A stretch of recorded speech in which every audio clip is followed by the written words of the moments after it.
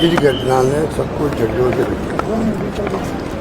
ये इतना घटिया काम उन्होंने किया है, मानवता में कलंक है कि जो कुछ आतंकवादियों ने आतंक मचाया है पूरे देश में, रिएक्शन स्वाभाविक है।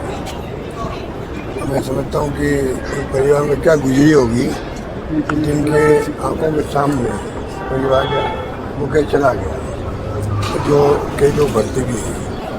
तो इसकी तो गौर निंदा जितनी करें उतनी कम है, मतलब शब्द नहीं है। 3 शब्दों में इनकी निंदा की जाए शब्द भी कम पड़ जाते हैं, ऐसी स्थिति है।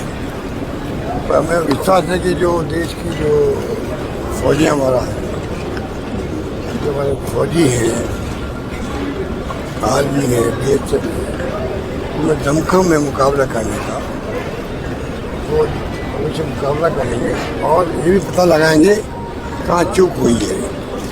कहाँ चूक हुई है कि हजारों लोग मौजूद थे, उसके बीच में ये घटना हो गई, इतनी बड़ी घटना हो गई, सबको हिला के रख दिया, सबको हिला के रख दिया। मेरे ख्याल से पूरे देश के अंदर ऐसा माहौल बन गया है।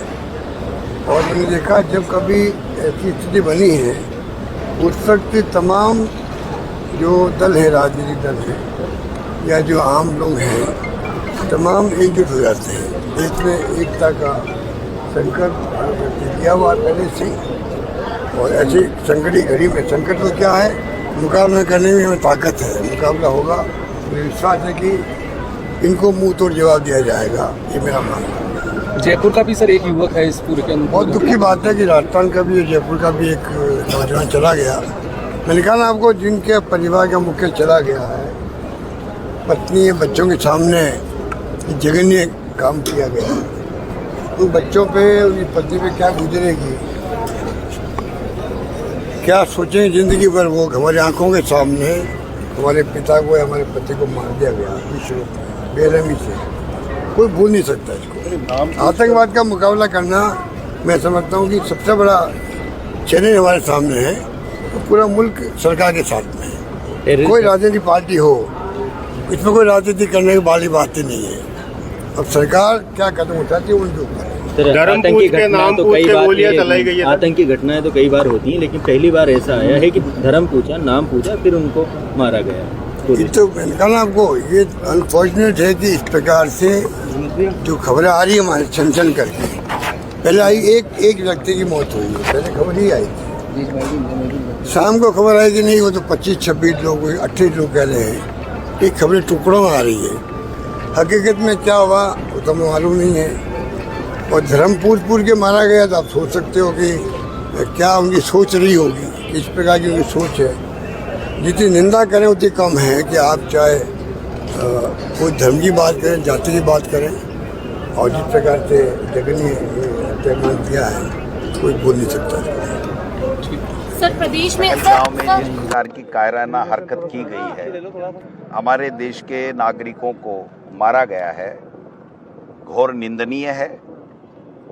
मैं समझता हूं कि इससे बड़ा जघन्य कोई कार्य हो नहीं सकता, जिसमें बच्चों के सामने, बीवी के सामने, परिवार के सामने चुन करके मारा गया हो।